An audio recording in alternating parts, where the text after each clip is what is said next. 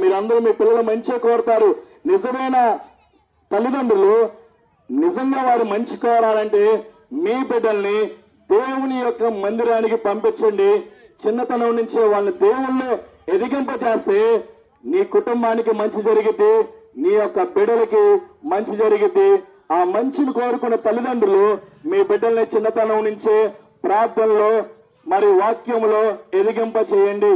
వాళ్ళు ప్రార్థనలో ఎదగాలంటే, వాళ్ళు వాక్యంలో ఎదగాలంటే, వాళ్ళు దేవుని సన్నిధిలో ఎదగాలంటే ముఖ్యంగా నువ్వు తెలుసుకోవాలి ప్రార్థన అంటే ఏంటో, వాక్యం అంటే ఏంటో, యేసుక్రీస్తు వారంటే ఎవరో నువ్వు తెలుసుకుంటేనే నువ్వు పిల్లలకి బోధించగలవు.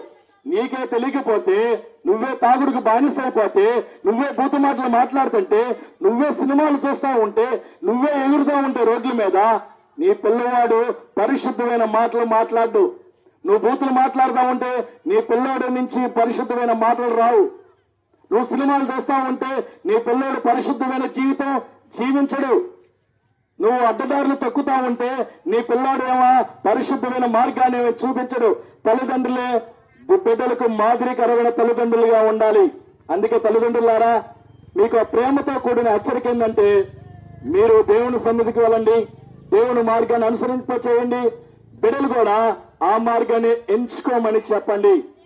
మీ కొరకు నేను చిన్న ప్రార్థన